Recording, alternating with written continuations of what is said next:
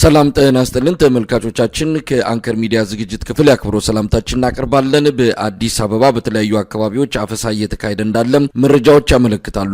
አፈሳው ምክንያቱ በግልጽ የታወቀ ነገር የለም። የአብይ አህመድ አገዛዝ በአማራ ክልል ለገባው ጦርነት እየደረሰበት ላለው ከፍተኛ ኪሳራ የወታደር ቁጥሩን ለመጨመር በተለያዩ የሀገሪቱ አካባቢዎች አስገዳጅ ብሔራዊ ውትድርና ከመጀመሩ ጋር ተያይዞ አፈሳው እየተከናወነ ሊሆን እንደሚችል ነው የሚገመተው። በአማራ ክልል በተለያዩ አካባቢዎች ዛሬም እንደ መሰንበቻው ውጊያው ተጠናክሮ ቀጥሏል። በተለይም በሸዋ ያለው ጎልቶ የሚጠቀስ ሆኗል። በአብይ አህመድ አገዛዝ በኩል እስከ መጪው ግንቦት ወር በፋኖ በኩል ያለውን ኃይል ለማዳከም የሚደረገው አዲስ ዘመቻ በዋናነት ሸዋ ላይ በተጠናከረ መልኩ እየተካሄደ ይገኛል። እነዚህን ጉዳዮች በማንሳት ከዘውትር ተሳታፊያችን ጋር መረጃ እንለዋወጣለን። በጣም ነው ማመሰግነው። እንግዲህ ከድሉ ዜናዎች እንጀምር። በርካታ ድሎች ተገኝተዋል። ሰሞኑን አገዛዙም የሚደብቀው አይደለም። ባለፈው በዘገባህ እንዳመለከትከውም መስመራዊ መኮንኖችን ጨምሮ 2 ጀነራል መኮንኖች ከፍተኛ ጉዳት የደረሰባቸው እንደሆነ ይታወቃል። አንደኛው ተገድለዋል፣ ሌላኛው ከፍተኛ የመቁሰል አደጋ ደርሶባቸው ለከፍተኛ ሕክምና በሄሊኮፕተር መወሰዳቸው ተዘግቧል። ዛሬ በሸዋ አካባቢ ያለው የተጠናከረ ውጊያ ምናልባትም አገዛዙ ለአንዴና ለመጨረሻ ጊዜ እድሉን ለመሞከር እንደሆነ ነው የሚገመተው። ምንድነው ያለው በዛ አካባቢ በዛ ቀጠና ያለውን አጠቃላይ ሁኔታ መረጃውን ብታካፍለን። ከሰሞኑ የብልጽግና ከፍተኛ ወታደራዊ አመራሮች ተሰብስበው በፋኖ ኃይሎች ተይዞ የነበረውን አካባቢ ለማስለቀቅ ሙከራ አድርገው በበርካታ ቦታዎች ላይ ተመተው እንደተመለሱ ይታወቃል። አሁን ደግሞ ምናልባት በጥናት ላይ የተመሰረተ ይሁን አይሁን ባይታወቅም የፋኖ ኃይሎች በዋናነት መሪዎቹ ጀነራል ተፈራ ማሞን፣ ምሬ ወዳጆን እንዲሁም መከታው ማሞ ይገኙበታል በተባሉ አካባቢዎች ላይ ከፍተኛ የሆነ ጦር በማዝመት መሪዎቹ በመግደል ወይም በመያዝ ወይም በማቁሰል ያው እንደሚባለው እረኛው ምታው መንጋው ይበተናል የሚል አይነት ያለው ዘመቻ ከፍተዋል። ነገር ግን በተለይ በሰሜን ሸዋና አጎራባች በሆኑ የወሎና የጎጃም ቀጠናዎች ኢንተርኔትን እና ስልክን ሙሉ በሙሉ በመዝጋት በርካታ ጦር በማዝመት የፋኖ ወታደራዊ አመራሮች ቁልፍ የሆኑ ወታደራዊ አመራሮችን ከቻሉ ለመያዝ ካልቻሉ ደግሞ ለመግደል ወታደራዊ ዘመቻ ጀምረዋል። በተለይ በዋናነት የአገዛዙ በርካታ ጦር ይፋት፣ መንስ፣ መራቤቴ፣ ወግዲ፣ ከለላ፣ ሸበል በረንታ እስከ ደጀን ድረስ የዘለቀ ባሶሊበን የጁቤ ድረስ የዘለቀ እንግዲህ አማራ ፋኖ ብሔራዊ ንቅናቄ ከተመሰረተ በኋላ አንደኛው ዞን ወደ ሌላኛው ዞን ተሻግሮ ገዛ እንዳይሰጥ ለማድረግ በሚመስል ሁኔታ እነዚህን የሰሜን ሸዋ አጎራባች የሆኑ የሸዋና የጎጃም ወረዳዎች ላይ ዘመቻ አድርጎ ስበርሳቸው እንዳይሰጣጡ ለማድረግ ሙከራ አድርጎ ነበረ። ነገር ግን የተቋረጠው ስልክ የተቋረጠው ኔትወርክም ሊያስቆማቸው አልቻለም። የፋኖች በርካታ ኃይል ወደ ግንባር አስጠው በመልሶ ማጥቃትና በከበባ ከፍተኛ ጉዳት እያደረሱበት እንደሚገኝ ነው መረጃዎች እየጠቆሙ የሚገኙት። እንግዲህ የሄደው አገዛዝ ጦር ተመቶ ተጨማሪ ኃይል እያጓጓዘ መሆኑ ሲታወቅ የፋኖ ኃይል ደግሞ ከተለያየ ቦታ ኃይሎቻቸውን ወደዚህ ከፍተኛ ውጊያ ወደ ተከሰተበት አካባቢ በማስጠጋትና በአንዳንድ ወታደራዊ ቀጠናዎችም ከበባና ቆረጣ በመፈጸም ጉዳት እያደረሱበት ነው የሚገኙት። ይህን ተከትሎ መሳይ እንግዲህ ከ3 ቀናት በፊት በወግዲ ወረዳ የፋኖ ኃይሎች አይቀጡ ቅጣት መጥተው በርካታ የአገዛዙን ጦር ወታደራዊ ጄኔራሎችን ጨምሮ ማቁሰል፣ መግደል፣ በርካታ ጦር ደግሞ መማረክ መቻላቸው ይታወቃል። እንግዲህ ያው እንደተለመደው ከ35 በላይ ንጹሃንን በወግዲ ወረዳ ብቻ ጭካኔያዊ ተግባር ፈጽሞባቸዋል። 35 ንጹሃንን ገሏል። በሸዋም እንዲሁ እየተደገመ ነው። ምክንያቱም በሸዋም በወሎም በጎጃምም ዘመቻ ፈጽሞ ከፍተኛ ጉዳት ሲደርስበት በከተሞች ላይ በመግባት ሲቪሊያንን እየገደለ ነው። እንግዲህ በተለይ በወግዲ አካባቢ ከአንድ ቤተሰብ 5 ሰዎችን እንደገደለ መረጃዎች እያመላከቱ ነው የሚገኘው። ይሄ የመሸነፍ ምልክት እያሳየ እንደሆነ ነው መረዳት የሚቻለው። እንግዲህ አብይ ኮምቦልቻን በሚጎበኝበት በትናንትናውና በዛሬው ዕለት በወግዲ ወረዳ ከኮምቦልቻ ከተማ በቅርብ ርቀት የምትገኘው ኮምቦልቻ ከተማ ላይ ግን የፋኖ ኃይሎች ከፍተኛ ክሳራ አድርሰውበት በሲቪሎች ላይ ግድያ እየፈጸመ እንደሚገኝ ነው መረጃዎች የሚያመላክቱት። እንግዲህ በዚህ በሰሜን ሸዋ አካባቢ አሁን በጠቀስኳቸው ወረዳዎች 22 ጊዜ በዛሬው ዕለት 22 ጊዜ የሄሊኮፕተር በረራ በማድረግ ኮማንዶዎችን እያመላለሰ ነው የሚገኘው። እንግዲህ የሪፐብሊካን ጋርድና የአየር ወለድና ኮማንዶ አባላት ወደ ጦር ግንባር በማሰለፍ ልክ አዲስ ኃይልና በጣም ታዋቂ እንደሆኑ አድርጎ ለማሳየት ሙከራ እያደረገ ነው። የፋኖ ኃይሎች ግን አንድም ኢንች ከቦታቸው አልተነቃነቁም። እንዲያውም ይባስ ብሎ በተለይ በይፋትና መንዝ መራቤቴ ቀጠናዎች ላይ በጣም አይቀጡ ቅጣት እየቀጡት እንደሆነ ነው መረጃዎች እያመላከቱ የሚገኙት። በተመሳሳይ ዜና መሳይ የመይሳው ካሳ ኮር በተለይ በምዕራብ ጎንደር በቋራ አካባቢ ከጥር 28 እስከ ዛሬ ድረስ በጎንደር ለአራት ተከታታይ ቀናት በቋራ አካባቢ ከፍተኛ ውጊያ እየተደረገ ነው። በተለይ ቋራ አባ ድግሱ በሚባለው አካባቢ እንዲሁም ለቋራ ጎራባች የሆነ ወረዳ አለፋ ወረዳ ጋዝጌ የሚባለው በጣም ከፍተኛ የሆነ የፋኖ የሰራዊት ክምችት ያለበትን ቦታ ለመምታት እንዲሁም ከጎንደር ከተማ በጭልጋ አድርጎ ወደ መተማ ስንሄድ የምናገኛት የጀግኖች ሀገር አዳኝ ሀገር ጫቆ የተባለችው ነጋዴ ባህር ከተማ አቅራቢያ በጣም በርካታ ውጊያ ከተደረገ በኋላ በእነዚህ በሶስት ወረዳዎች ላይ በአራት ተከታታይ ቀናት በተደረገ ውጊያ ከ171 በላይ የአገዛዙን ጦር መደምሰሳቸውን የዛ አካባቢ የህዝብ ግንኙነት አስታውቋል። በተለይ በሌሊት በተፈጸመ ጥቃት ነው በርካታ ጉዳት የደረሰበት የአገዛዙ ጦር። የቋራው ትንቅንቅ አሁንም እንደቀጠለ ነው። እንግዲህ እነሱ ወደ ቋራ አካባቢ እንቅስቃሴ ሲያደርጉ የፋኖ ኃይሎች ደግሞ በዚህ በምንጃር በሸንኮራ እና በሞጆ አካባቢ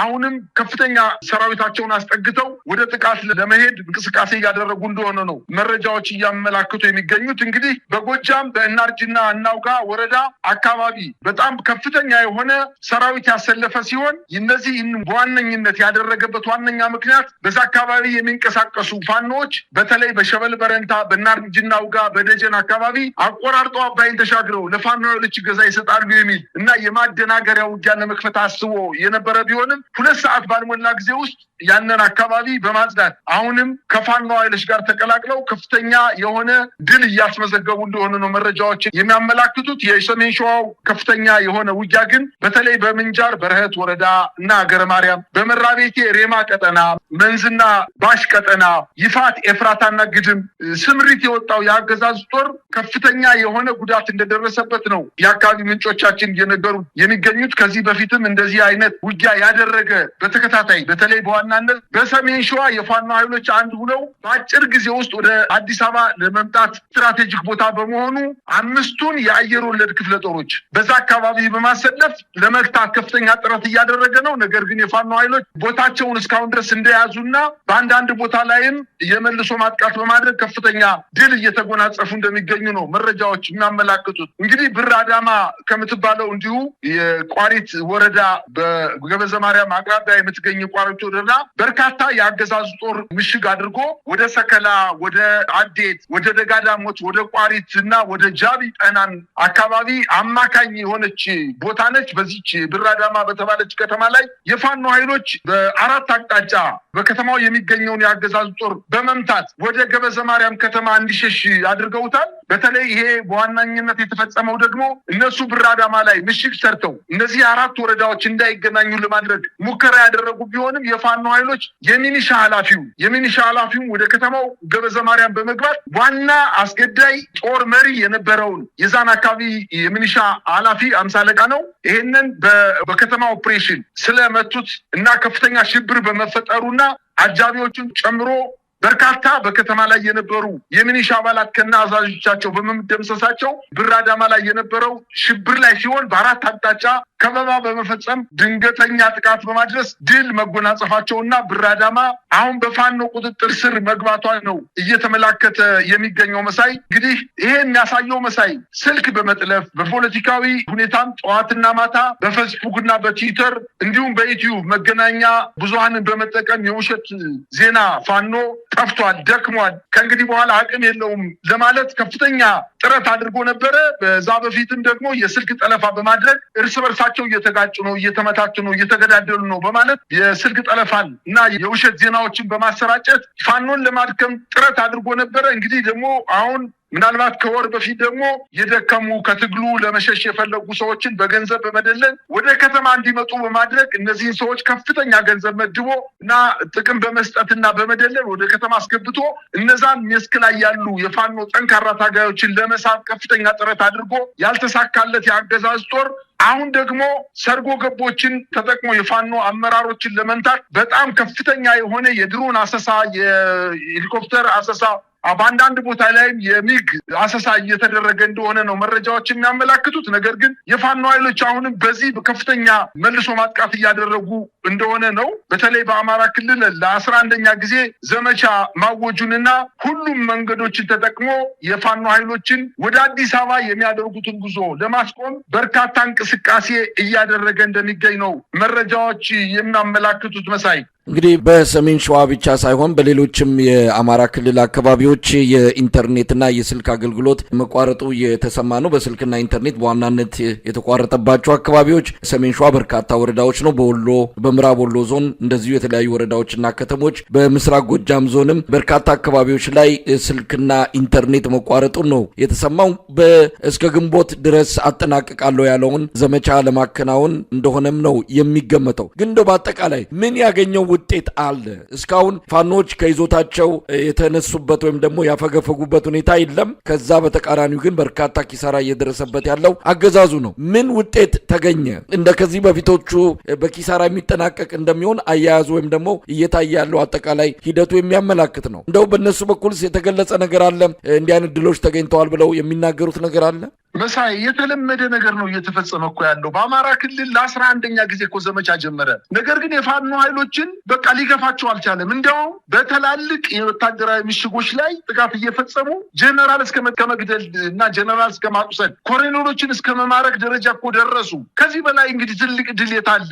ምናልባትም እነሱ የመሰላቸው አማራ ክልልን ካጸዱ በኋላ የፋኖ ኃይሎች የአማራ ክልልን ምስለኔ አስተዳደር መጥተው አማራ ክልልን ከተቆጣጠሩ በኋላ ጉዟቸው ወደ አዲስ አበባ ያደረጋሉ የሚል ግምት ነበረው። እሱ ግምት አሁን የተሳሳተ ግምት እንደሆነ ገብቶታል። ምናልባትም ለአዲስ አበባ ቅርብ የሆነ የሰሜን ሸዋ ስትራቴጂውና ወታደራዊ ጠቀሜታቸው ከፍተኛ የሆኑ ቦታዎች ላይ በፋኖ ቁጥጥር ስር በመግባቱ ይህንን አካባቢ ከፋኖ ኃይሎች ለማጽዳትና ወደ አዲስ አበባ የሚያደርጉትን ጉዞ ለማደናቀፍ ነው። አሁን በሰሜን ሸዋና ምናልባትም በምስራቅ ጎጃም በሸበል በረንታ እና በወሎ ደግሞ በወግዲ ወረዳ አጎራባች ወረዳዎች ላይ ትብብር አድርገው ወደ ጠቅልለው ወደ ሰሜን ሸዋ ከመጡ በኋላ በተለያየ አቅጣጫ ልክ ኢህአዴግ 83 ዓመተ ምህረት ወደ አዲስ አበባ ሲገባ የተጠቀመውን መንገድ ይጠቀማሉ በማለት ከፍተኛ ሽብር ውስጥ ነው እየደረሰበት ያለው። ይሄ ሽብር የወለደው አጠቃላይ እንቅስቃሴ ነው ማለት ይቻላል። በዘመቻ ግን ያገኙት ድል የለም። ምናልባትም በውጊያ ድንጋይ አይደለም የሚወራወሩት፣ ጥይት ነው፣ አረር ነው የሚወራወሩት። የፋኖ ኃይሎች መስዋዕትነት ሊከፍሉ ይችላሉ።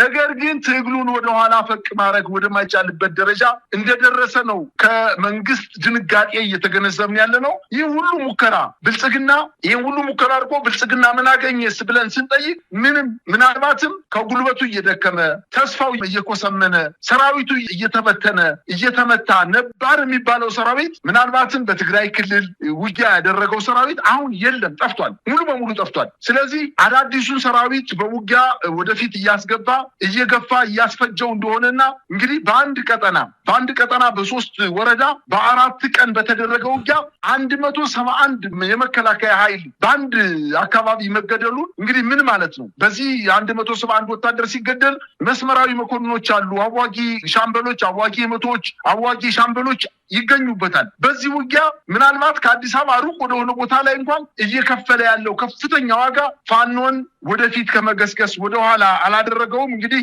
ነባር ሰራዊቱ አልቆበታል። ወጣቱን እንግዲህ ዛሬ እንደተገነዘብነው ከሆነ በበርካታ የአማራ ክልል አካባቢዎች፣ የደቡብ ክልል አካባቢዎች፣ ዛሬ ደግሞ በአዲስ አበባ አካባቢ ከፍተኛ የሆነ የወጣት አፈሳ እየተፈጸመ እንደሆነ ነው መረጃዎች የሚያሳዩት። ግን የአማራ ክልልን አጠቃላይ እንቅስቃሴ በተለይ የፋኖችን እንቅስቃሴ በምንም ተአምር መግታት እንዳልቻለ መንግስት አሁን ያመነ ይመስለኛል። ይሄ የመጨረሻ ዘመቻ እያደረገ ነው የሚገኘው። የፋኖ ኃይሎችም እንኳንስ ጀነራል ተፈራ ማሞን፣ እንኳንስ ምሬ ወዳጆን፣ እንኳንስ መከታው ማሞን አይደለም ይዞ ማምጣት አይደለም፣ እነሱ ተቆጣጥረውት የነበረውን በጣም በቅርብ ርቀት በተለይ ሬማ በሚባለው አካባቢ የሄደው የመከላከያ ኮማንዶ ኃይል ተመቶ ወደ ደብረ ብርሃን እየሸሸ እንደሆነ ነው። ምናልባትም አሁን ዛሬ ከሰዓት በኋላ የደረሰኝ መረጃ በሞጆ አካባቢ የፋኖ ኃይሎች በጣም ከፍተኛ እንቅስቃሴ እያደረጉና በሰሜን ሲባሉ በምስራቅ ሲባሉ በምዕራብ እየመጡ ከፍተኛ የጎኑ ጋት እየሆኑበት እንደሆነ ነው መረጃዎች እያመላከቱ የሚገኙት። መሳይ እንግዲህ በአዲስ አበባ እየታየ ያለውን አዲስ ዙር አፈሳ የተመለከተውን ዘገባ ምናልባት ከተለያዩ ወገኖችም ለማጣራት ሞክረናል። ምክንያቱ ከምን ጋር የተያያዘ ነው የሚለውን በቅርቡ የአፍሪካ ህብረት ስብሰባ ስለሚከናወን እንደተለመደው ጎዳና ላይ ያሉ ኢትዮጵያውያንን በተለያየ መልኩ መኖሪያ አልባ ሆነው በየጥጋ ጥጉ የሚኖሩትን እያፈሰ እንደሚወስደው የተለመደ ተግባሩ ነው። ከዛ ጋር የተያያዘ ሊሆን ይችላል የሚል ግምት ነበረ። ነገር ግን የሚደርሱን ዘገባዎች የሚያመለክቱት በቀጥታ ወደ ወታደራዊ ማሰልጠኛ ካምፕ ለመውሰድ አፈሳ፣ አስገዳጅ ብሔራዊ ውትድርና ምልመላ እየተከናወነ እንዳለ ነው። ይሄ በመሃል አዲስ አበባ እየተከናወነ መሆኑን ነው የሰማ ነው። ምናልባት ከዚህ አንጻር ያገኘኸው መረጃ አለ?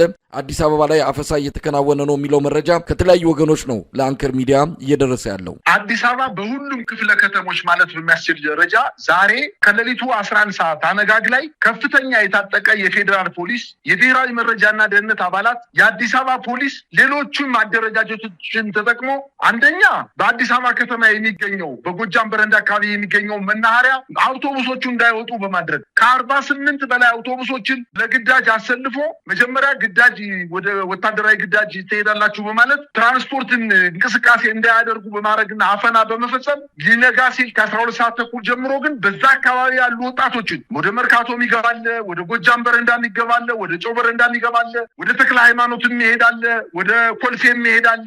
በጣም በርካታ ወጣቶች ተኮልክሎ የሚገኙበት አካባቢ ነው። ሰራተኞች ናቸው እነዚህ ወጣቶች። በርካታ ሱቆች ላይ ከፍተኛ የሆነ የሸቀጣሸቀጥ ማዛወር ስራ የሚሰሩ ወጣቶችን እያፈነ ወደ አውቶቡስ ገብቶ ጭኖ ወደ ቃሊቲ በሚገኘው የውሃ ልማት መጋዘን ተብሎ የሚጠቀሰው ከዚህ በፊት በርካታ ወጣቶችን አፍኖ በርካታ ወጣቶች የተገደሉበት ወደ ውትድርና ጣቢያም ሲሄዱ እዛ ማቆያ ክፍል አድርጎ የሚጠቀምበት ትልልቅ መጋዘኖች አሉ። ወደ እነዛ ትልልቅ መጋዘኖች እንዳስገባ ነው መረጃዎች ያመላከቱ የሚገኙት። ከአንዳንድ ቤተሰቦች እንደተረዳሁት መረጃ ከሆነ እነዚህም ወጣቶች በማሰልጠኛ ከሚባለው መጋዘን ውስጥ ካስገቡ በኋላ ወደ ወታደራዊ ማሰልጠኛ ለመላክ ዝግጅት እየተደረገ እንጂ የአፍሪካ ህብረትን ስብሰባ ገና በ7 እና በ8 ነው አዲስ አበባ የሚካሄደው። ገና ዛሬ 30 ነው። ከ7 ቀን በፊት የማጽዳት ስራ ይሰራል ተብሎ አይታመንም። ከዚህ ውጭ ደግሞ በርካታ ወጣቶች በሀያት አራብሳ፣ በገላን አካባቢ፣ በጣፎ አካባቢ፣ በኮልፌ አካባቢ ለአፍሪካ ህብረት እጅግ በጣም የራቀ ቦታ ስለሆነ ከዚህ በፊት ሜክሲኮ ምናልባት 4 ኪሎ ፒያሳ ሜክሲኮ እንዲሁም ስቴዲየም አካባቢ እና ወደ ሀያትና ቦሌ መስመር አካባቢ ወጣቶችን ከዚህ በፊት የአፍሪካ ህብረት ሲደረግ ወጣቶችን እያያዙ በዛ አካባቢ የሚንቀሳቀሱ ሊስትሮ የሚሰሩ ሱቅ በደረጃ የሚሰሩ ወጣቶችን ለጊዜው ብለው መጋዘን ውስጥ አስገብተው ያቆያቸው ነበር። አሁን ግን የሆነው በዋናነት ከዚህ አሁን ከጠቀስኩት ቦታ ውጪ በአዲስ አበባ በ10ም ክፍለ ከተሞች ወጣት የተባሉትን ብቻ እየመረጡ ሞባይላቸውን እየቀሙ ወደ ባስ ካስገቡ በኋላ ወደ አዳራሹ ወስደው እንዳስገቧቸው ነው መረጃዎች የሚያመላክቱት። እንግዲህ ይሄ የሚያሳየው በአማራ ክልል ከፍተኛ የሆነ የሰራዊት ግምሰሳ እየተፈጸመበት ስለሆነ እነዚህም ወጣቶች ለምርጫ እንዲደርሱ በማድረግ 1 ወርና 2 ወር ስልጠና ወታደራዊ ስልጠና እንዲወስዱ በማድረግ ተመልሶ በሞቱ ወታደሮች ምትክ ሌላ የሚሰዋና የሚገደል ወጣቶችን ያው ጠቅላይ ሚኒስትሩ እንደተናገረው እኛ በ1 ወር ውስጥ 1 ሚሊዮን ወጣት አሰልፈን ውጊያውን በ1 ወርና በ2 ወር መጨረስ የሚችል አቅም አለን። ኢትዮጵያ የወጣት ችግር የለባትም፣ የሚሞት ወጣት የደሃ ልጅ ችግር የለባትምና ወደ ውትድርና እንወስዳቸዋለን በማለት የተናገረውን በተግባር እየፈጸመ እንደሆነ ነው የምንረዳው። ይሄ ዓለም አቀፍ እኮ በተለያዩ ተቋማት እየተናገሩት ነገር ነው። ኢትዮጵያ ህፃናትን ለውትድርና አገልግሎት በማዋል ያለ ፍላጎት አፈሳ በመፈጸም የምትታወቅ ሀገር እንደሆነች በርካታ የዓለም አቀፍ ሚዲያዎች እና የዓለም አቀፍ ድርጅቶች የዘገቡበት ሁኔታ ነው ያለው። ፋኖ ደግሞ በተቃራኒው ከወረዳ ከቀበሌ አደረጃጀት አልፎ ከፍተኛ ድምሰሳ እየፈጸመ እንደሚገኝና ዛሬ ደግሞ አንድ ጠንካራ አታጋይ ድርጅት ፈጥሮ ኃላፊነት የሚሰማው የሞተን የመከላከያ ሰራዊት በስርዓት የሚቀብርና የሚያስቀብር የተማረከን በአግባቡ የሚይዝና ወደ ቤተሰቦቹ ገንዘብ ሰጥቶ የሚልክ የቆሰለን በስነ ስርዓት የሚያሳክምና የሚያክም ህዝብ በውጊያ መሃል እንዳይገደል ጥንቃቄ የሚያደርግ በአጠቃላይ ፋኖ በተጨባጭ የአማራ ክልል መንግስት ሆኗል። የአማራ ክልል መንግስት ሆኗል። እሱ መንገድ ይዘጋል ሲል ይዘጋል። እሱ መንገድ ይከፈት ሲል ይከፈታል። በአማራ ክልል የአማራ ክልል ምስልን ያስተዳደር ከቢሮው ውስጥ ለጀነራሎቹ ከመታዘዝ ውጪ ሌላ ስራ፣ የልማት ስራ፣ የሰላም ስራ እየሰሩ እንዳልሆነና አጠቃላይ በአማራ ክልል የፋኖ ኃይሎች ከመንግስት ደረጃ የደረሱ በመሆናቸውና ይሄን አጠቃለው ከአማራ ክልል ውጊያውን በማውጣት ወደ አዲስ አበባ የሚደረገውን ጉዞ ለማደናቀፍ ነው ከፍተኛ እንቅስቃሴ እያደረገ የሚገኘው። ይሄ እንግዲህ ምናልባት እሱ እየተናገረ ያለው ራሱን በልቡን አሳብጦ መንጋውን ለመበተን አመራሩ መምታት ወደሚል እንቅስቃሴ እየሄደ ስለሆነ የፋኖ ኃይሎች በደንብ ገብቷቸው በርካታ ቦታዎች ላይ ቆረጣ በማድረግ የሄደውን ሰራዊት በየቦታው እየቆረጡ እየበተኑ እየመቱት እንደሆነ ነው መረጃዎች የሚያመላክቱት። በዚህም ከፍተኛ ክሳራ እንደደረሰበትና በአጠቃላይ ዘመቻው ያው እንደተለመደው 10 ጊዜ በአማራ ክልል ዘመቻ አድርጎ ልዩ ዘመቻ አድርጎ እንዳልተሳካላት ሁሉ አሁንም 11ኛ ዙር ዘመቻ እንደማይሳካላት ነው አብዛኛው የኢትዮጵያ ሕዝብ እየተረዳ ያለው። መሳይ በጣም ነው የማመሰግነው። እንግዲህ በወቅታዊ የፋኖ ትግል እንቅስቃሴ እንደዚሁም በአዲስ አበባ እየተካሄደ ያለውን አፈሳ በተመለከተ መረጃውን ያካፈልክበት የዛሬው ዝግጅታችንን ይመስላል። በጣም አመሰግናለሁ። መልካም ቀን። እኔም አመሰግናለሁ።